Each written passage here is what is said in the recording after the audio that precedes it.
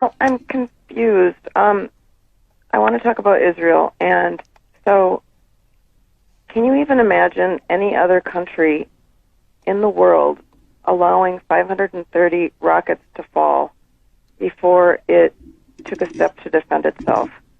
And then hearing the last segment, you guys were talking about not wanting to help fund the Iron Dome. The Iron Dome isn't just to protect Israelis. It's also so that they don't have to fire back and cause casualties in these areas of the Gaza Strip where the population is so densely populated. I just don't know. Tell me what you think would be an acceptable. When are the Israelis supposed to defend themselves? How can they do that? Well, wait a second, Mimi. Let me just turn it around and ask you something. You are a family. You have lived in St. Paul, Minnesota, for your family and your antecedents for probably, let's say, 100 years. And all of a sudden, I show up on your doorstep, literally on your doorstep. And I say to you, Mimi, get out of this house. This is my house. Let me tell you why it's my house. It's my house because my religion says it's my house. Now get out. Now, I happen to be standing on your doorstep with a gun pointed at your head and at Wait, your... who are you? No. Hold on. No. I listened to you. You okay, listened to me. I don't know which side you're talking for, but okay. All right, Mimi, I'm going to put you on hold so you can go ahead and interrupt if you want to.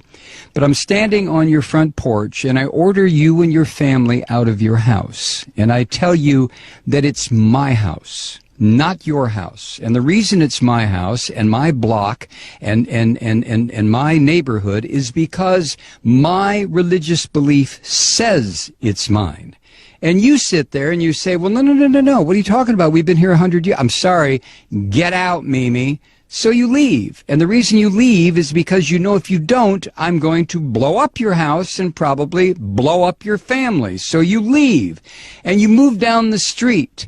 And for the next 60 years, you sit there and you get very, very angry because I came into your house and told you to get out. So what you do, Mimi, you decide, well, I know what I'll do. I'm going to start throwing rocks at what used to be my house, and it'll break the windows. That'll make that damn Malloy move. So you start throwing rocks. And then I come outside and I say, Mimi, were you throwing rocks? And you look at me rather sheepishly, and that's when I level an RPG at you and your family and your house, and I pull the trigger, and all of a sudden, whoosh, you're all gone.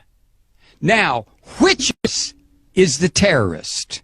You tell me. But tell me on another phone call, Mimi, because I'm not going to get involved in a big discussion about this. Thank you.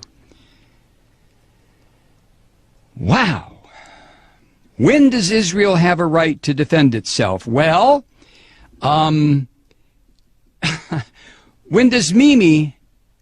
do I have a right to defend myself? I came in and took Mimi's house. So if Mimi attacks me, who's going to say, well, Malloy, you have a right to defend yourself because Mimi's attacking you? And somebody else will say, yeah, but you took Mimi's house. Yeah, but, possession is 9/10 of the law. Nah, possession is 99.9% of the law. And besides, God gave me this land. What the hell is Mimi doing on it? All I had to do was come here and remind her, Mimi, get out. God gave this land to me. Now, if Mimi doesn't like that, she can go live in the little ghettoized area that I've set up for her near the Mississippi River in St. Paul, where there's bad electricity, bad water, the fish are no good to eat, and Mimi can stay there until hell freezes over. Or Mimi can throw rocks at my house. Used to be her house. In which case, I will level a couple of grenades at her. So the question, Mimi, is not, when do I have a right to defend myself? I stole your house. I stole your neighborhood. I stole your friend's house. I stole your friend's house. I stole the corner grocery store. I took it all. When do I have a right to defend myself? You have to be kidding. You have to be kidding. Let me recommend a book for you, Mimi. It was written by Rabbi Meir Kahana. The title is They Must Go. Read it and call me back.